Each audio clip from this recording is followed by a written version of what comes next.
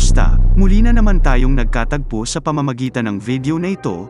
Maraming salamat kaibigan ha, sa paulit-ulit na pagtangkilik at pagsuporta sa ating channel na Tagalog Pinoy Movie Recap. Ang titulo ng ating pelikula ngayon ay Liberation. Simulan na natin. Ang Pantano Wittaya School mula sa Bangkok ay kilalang kilala sa pagiging pinakamahigpit na paaralan sa bansa. Usap-usapan na kahit ang pinakakilalang mga mag-aaral nagiging matuwid kapag sila ay nagtapos mula dito. Sa kabuuan, ang paaralan ay may 427 na panuntunan na kailangang sundin ng regular. Napakalawak ng mga panuntunang ito kung kaya't ang isang buong aklat ay nakalaan dito. Sino man ang mapatunayang sumuway sa kanila, ito man ay hindi sinasadya, ay hinahatulan ng malupit na parusa tulad ng paghihiwalay, pananakit sa katawan, at maging ng kamatayan. Dahil dito, palaging nabubuhay sa takot ang mga estudyante. Wala silang mga opinyon, mukhang walang buhay, at kumikilos na parang mga puppet. Sa kabilang banda, ang mga guro ay walang puso at malupit. Ang gusto lang nilang gawin ay saktan ang mga estudyante.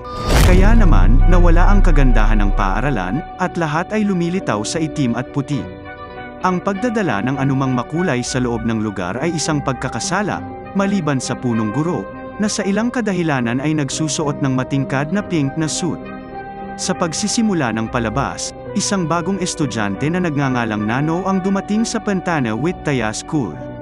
Siya ay isang masayahing babae na mahilig magsaya, ngunit pagpasok niya sa gate, lahat ng nasa paligid niya ay nagiging itim at puti. Pagkarating niya sa klase, hiniling sa kanya ng isang guro na magpakilala. Si Nano ay sumunod at bumabati sa kanyang mga bagong kaibigan, ngunit tumugon lang sila ng malabong ngiti. Maya-maya, magsisimula na ang klase at umupo si Nano malapit sa isang babaeng mukhang mahiyain. Sinusubukan niyang simulan ang isang pag-uusap, ngunit hindi ito nakatulong. Nang maglaon, habang inaalis niya ang kanyang mga gamit, hindi sinasadyang nalaglag ni Nano ang kanyang lipstick, na madilim na pula ang kulay. Tumagos ito sa itim at puting kapaligiran, at napansin ito ng lahat ng kanyang mga kaklase. Sa kabutihang palad, naabala ang guro, at bago niya ito mahuli, kinuha ito ng mukhang mahiyaing batang babae. Nagpasalamat si Nano sa kanya at mabilis itong itinago sa loob ng kanyang bag. Gayunpaman, makalipas ang ilang saglit, lumitaw ang tagapamahala ng disiplina sa paaralan, si Lisa, kasama ang kanyang mga alipors. Ipinahayag na siya ang pinakamalupit na guro sa paligid. Takot na takot ang ilang estudyante sa kanyang paningin kaya agad nilang binasa ang kanilang pantalon. Ngayon, dumating si Lisa para magsagawa ng random na paghahanap ng bag. Kapag turn na ni Nano, sinusubukan niyang ipaliwanag na ang pagdaan sa mga personal na gamit ng iba ay isang panghihimasok sa privacy. Gayunpaman, pilit na kinuha ni Lisa ang kanyang bag at dinaanan ito. Napabuntong hininga ang buong klase, umaasang makikita ang lipstick anumang oras sa lalong madaling panahon. Ngunit nagulat sila, wala ito doon. Ang matalinong Nano ay kahit papaano ay itinago ito sa ibang lugar. Ngumisi siya ng nakakatakot, habang paalis si Lisa kasama ang kanyang mga alipors. Di nagtagal, nagsimulang ipakita ni Nano ang kanyang tunay na sarili. Siya ay talagang isang rebelde, na ang tanging layunin ay baguhin ang mga kaugalian at tuntunin ng Pantano Wittaya School. Wala siyang pakialam sa pag-aaral o pakikipagkaibigan, ang gusto lang niya ay parusahan ang mga guro at bayaran sila para sa kanilang mga krimen. Para sa unang hakbang, inilabas niya ang kanyang lipstick at inilagay ito sa harap ng buong klase. Lahat ay natulala nang makita ang isang panuntunang nilalabag ng ganito. Sa susunod na eksena, kasama ni Nano ang mahiyaing babae sa cafeteria. Ang huli ay nagsimula ng magbukas, ngunit gayunpaman, pinayuhan niya si Nano na mag-ingat sa kanyang mga kalokohan. Nagbigay siya ng mga halimbawa ng 2 estudyante na ipinadala sa nakakatakot na kwarto ng pagsisisi, dahil sa paglabag sa mga panuntunan. Ito ay 3 araw na, ngunit ang mga mag-aaral ay hindi pa ilalabas. Nakapagtataka, kahit marinig ito, hindi na abala si Nano kahit kaunti. Sa halip, nagsimula siyang tumawa na parang baliw. Nakuha nito ang atensyon ni Lisa na nagkataong nasa paligid din. Nang mapansin niya ang makukulay na labi ni Nano, agad niyang pinunasan ito at inalis ang kanyang lipstick. Bilang isang paraan ng parusa, inutusan si Nano na isaulo ang lahat ng 427 panuntunan mula sa aklat, habang nakatayo sa nakapapasong init.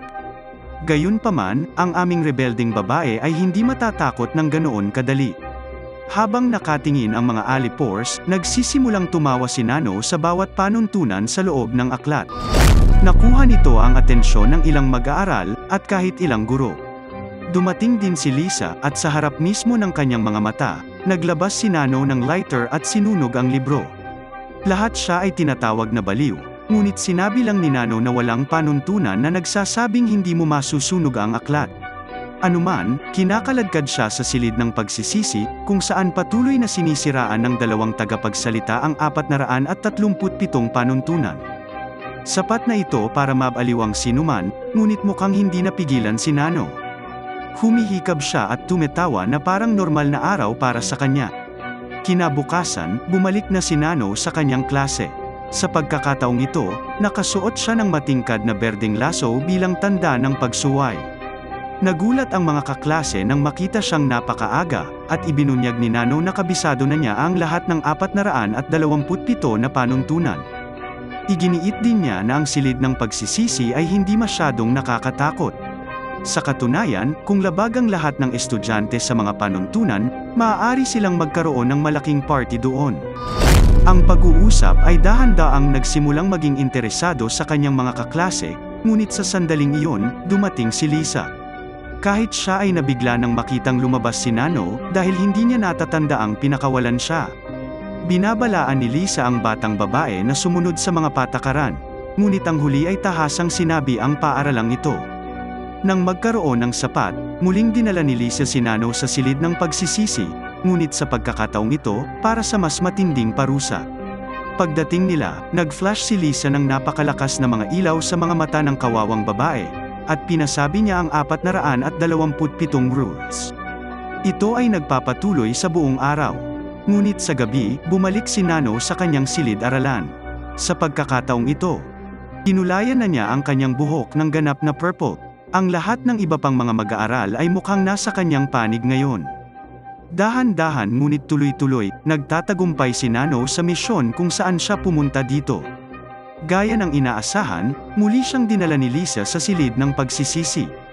Doon, tinanong niya si Nano kung ano ang gusto niya.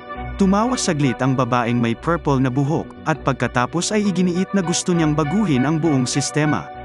Kailangang tanggalin ang lahat ng mga alituntunin na humahadlang sa mga mag-aaral sa kanilang kalayaan. Nang marinig ang lahat ng ito, nawala ang pagiging cool ni Lisa.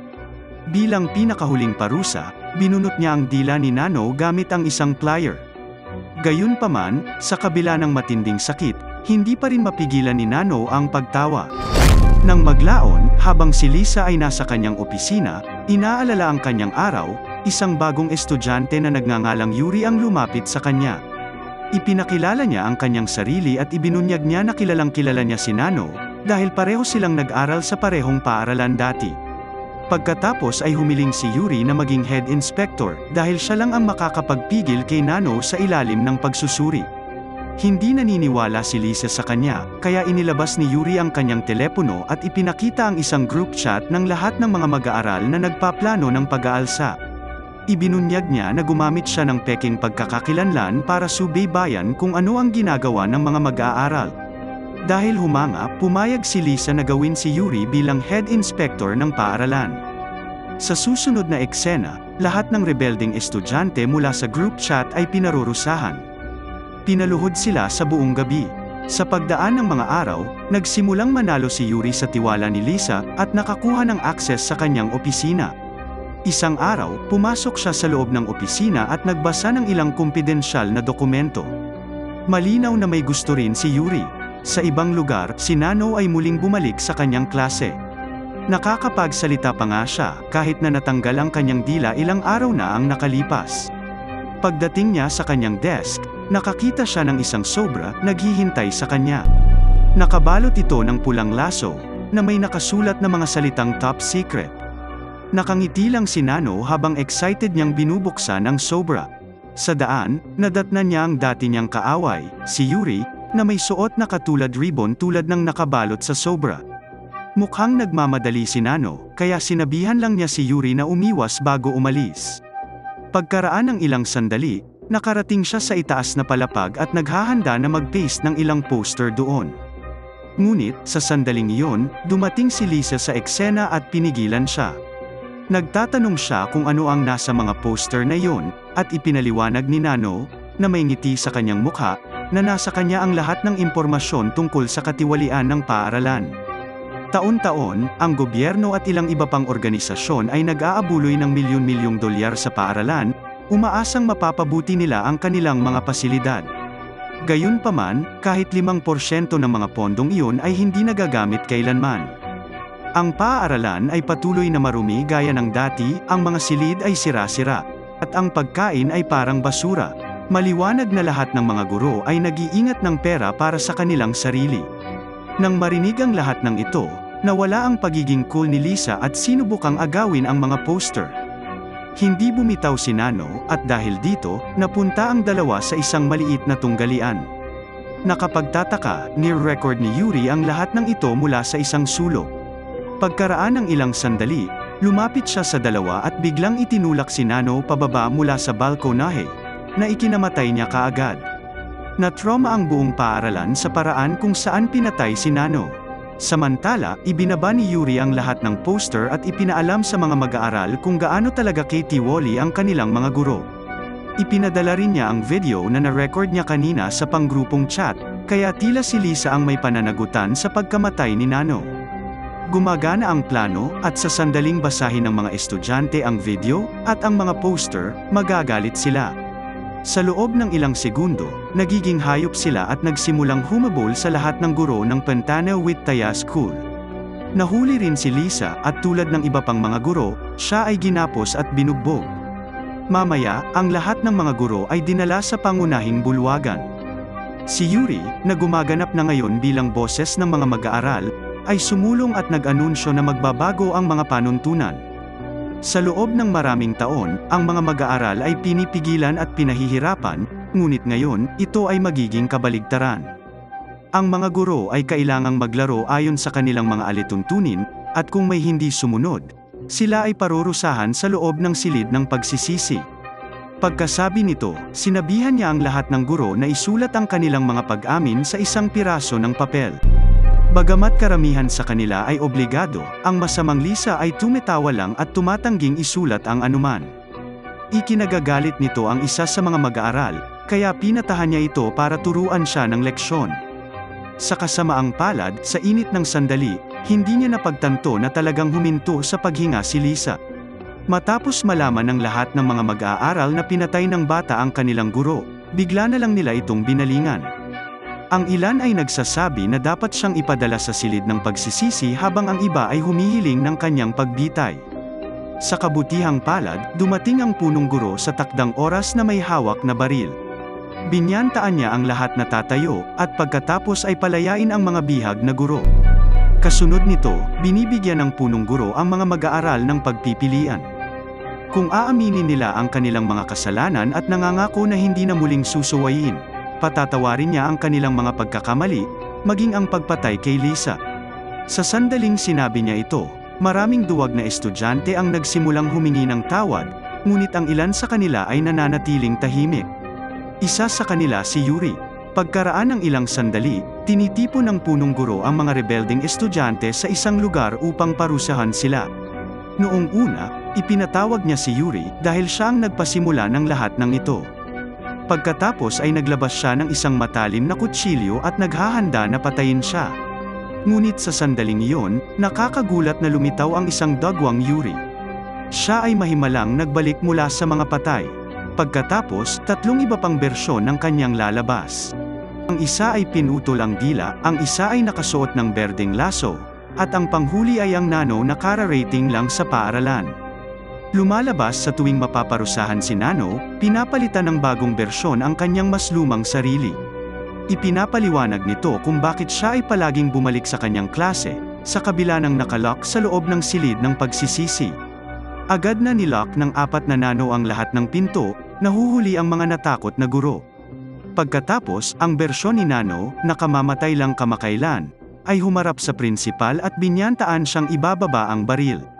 Ang huli ay nagsabi ng hindi, at naghahanda na hilahin ang gatilyo sa kanya, Ngunit sa sandaling iyon, lahat ng mga mag-aaral ay naglalabas ng kanilang mga pinakanakamamatay na sandata, kanilang mga smartphone.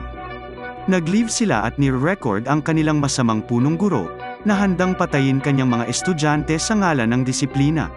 Sa wakas ay natakot nito ang malaking matabang prinsipal, at ibinaba niya ang baril. Sa sandaling gawin niya yon, dinumog siya ng mga estudyante at ibinaba siya. Sinamantala ang kaguluhan, sinubukan ng tusong si Yuri na makatakas, ngunit pinigilan siya ni Nano. Sa ganitong paraan, napapaluhod ang buong administrasyon ng Pantanal-Wittaya School. Ngayon, hindi na kailangang mabuhay ang mga estudyante sa takot na maparusahan. Maaari silang maging malaya at malikot, tulad ng dapat gawin ng mga karaniwang estudyante sa high school. Sa huling eksena, ikinulong ni Nano ang kanyang kaaway na si Yuri sa silid ng pagsisisi kasama ang lahat ng guro.